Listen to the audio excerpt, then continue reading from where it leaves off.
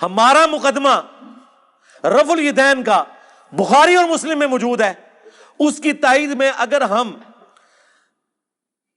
جز رفع الیدین سے یہ روایت لے کر آئیں جو روایت ہمارے نزدیک صحیح ہے، اگر کسی کی جرأت تو اس کا ذاتی اپنا کہ عبداللہ بن عمر ان کو کنکریاں مارتے تھے جو رفع الیدین سستی کی وجہ سے چھوڑتا تھا. کوئی کہتا ہے جی ٹھیک ہے، کئی محدثین نے اس روایت کو صحیح کہا لیکن میرے نزدیک صحیح نہیں ہے، میں اس لیے تائید میں پیش کروں گا. میرے نزدیک ایک تو وہ صحیح بھی ہے، دوسرا میرا اصلی مقدمہ تو بخاری مسلم میں ہے رفع الیدین کے ساتھ. صلو کما رأیتمونی اصلی، کہتے ہیں جی بتاؤ رفع الیدین کا حکم کہاں ہے؟ بخاری مسلم دونوں میں رفع الیدین کا حکم موجود ہے، بخاری مسلم دونوں میں حدیث ہے.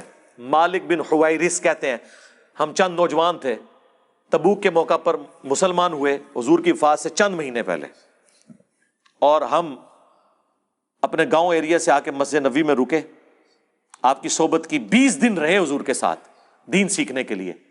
کہتے ہیں پھر ہمیں گھر کی یاد ستانا شروع ہو گئی. ایک اچھا ٹیچر وہی ہوتا ہے جو فیس ریڈنگ کر لے. آپ تو کہتے ہیں نا حضور آپ کے زمانے میں ہوتا تو آپ کے ساتھ ہی رہتا، جو اس زمانے میں تھے انہوں نے اپنے کام بھی تو کرنے تھے نا، یہ دنیا میں نظام چل نہیں سکتا. تو وہ مالک بن حویرث کہتے ہیں حضور نے جب ہماری حالت دیکھی نا کہ اب یہ بچے انٹرسٹ لوز کر رہے ہیں، ان کو گھر کی یاد ستا رہی ہے، تو حضور نے خود ہی بلا کے کہا کہ ٹھیک ہے بس جاؤ.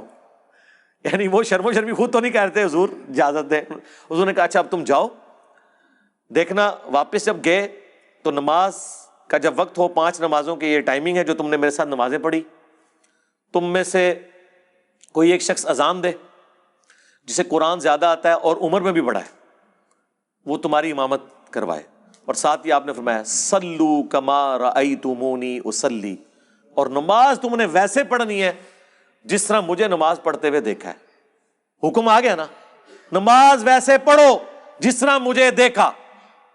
اب اس کے بعد حضور کو کہنے کی ضرورت نہیں ہے کہ میں نماز جب شروع کرتا ہوں تو دیکھو میں اللہ اکبر کہتا ہوں تم بھی اللہ اکبر کہو، میں ثنا پڑھتا ہوں تم بھی ثنا پڑھو، یہ تو کہنے کی ضرورت نہیں ہے. بخاری مسلم دونوں میں حدیث ہے اللہ نے مجھے جوامع کلمات کے ساتھ مبعوث کیا کہ بات مختصر کرتا ہوں اور مفہوم گہرا. ایک جملے میں رفع الیدین کا حکم، تسبیحات کا حکم، ارکان کا حکم آ گیا نا. مالک بن حویرث جو یہ حدیث روایت کر رہے ہیں انہی سے پوچھ لیں کہ حضور نماز کیسے پڑھتے تھے. وہ تابعین کو نماز سکھا رہے ہیں اور کہہ رہے ہیں کہ اس وقت نماز پڑھنے کا میرا ارادہ نہیں تھا، میں صرف اس لیے نماز پڑھ رہا ہوں تاکہ تمہیں بتاؤں کہ نبی علیہ السلام نماز کیسے پڑھتے ہیں. بخاری مسلم دونوں میں موجود ہے. انہوں نے نماز شروع کی تو دونوں ہاتھ کانوں تک اٹھائے، مسلم میں کانوں تک ہے اور بخاری میں صرف الفاظ ہیں کہ ہاتھ اٹھائے. جب رکوع میں جانے لگے تو دونوں ہاتھوں کو بلند کیا کانوں تک، یعنی انگلیوں کے پورے کانوں کی سیدھ میں اور ہتھیلیاں کندھے کی سیدھ میں، اور رکوع سے سر اٹھایا تو ایسا کیا.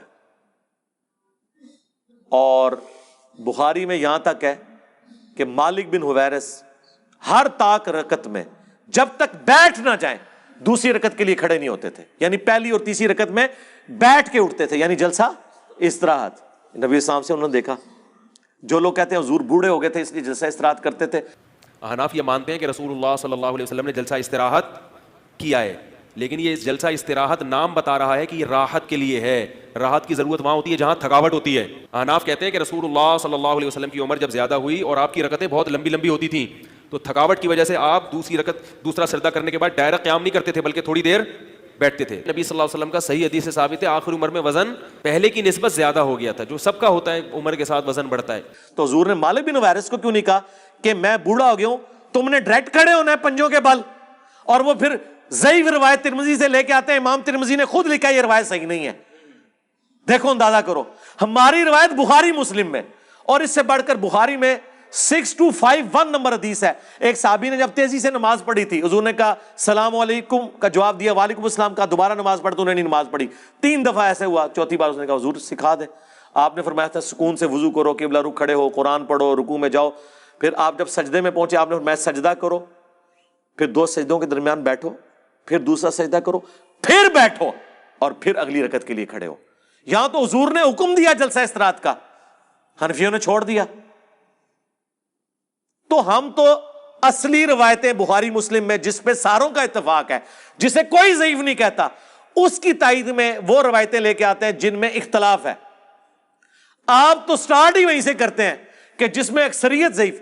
24 محدثین نے ابن مسعود کی حدیث کو ضعیف کہا ہے، 24 ڈبل 12، سوری وہ یہ نہ ہو آپ کہیں وابی کے بھی 24 بنتے ہیں اور گد کے بھی 24 بنتے ہیں، حروف ابجد، ڈبل 12، جن میں احمد بن حنبل جیسے بڑے امام، عبداللہ بن مبارک جو احمد بن حنبل سے بھی بڑے امام ہیں، امام حنیفہ کے اپنے شاگرد، ان کا قول 256 نمبر حدیث کے کانٹیکسٹ میں امام ترمذی نے نقل کیا کہ عبداللہ بن مبارک کیٹاگوریکلی کہتے تھے کہ رفع الیدین کرنے والے کی حدیث ثابت ہے اور نہ کرنے والے کی حدیث ثابت نہیں ہے۔ وہ کراچی کا مفتی کہتا ہے نہیں، انہوں نے سند پہ بحث کی ہے، سرکار سند پہ نہیں، انہوں نے آپ کے پورے رفع الیدین کو فارغ کیا ہے۔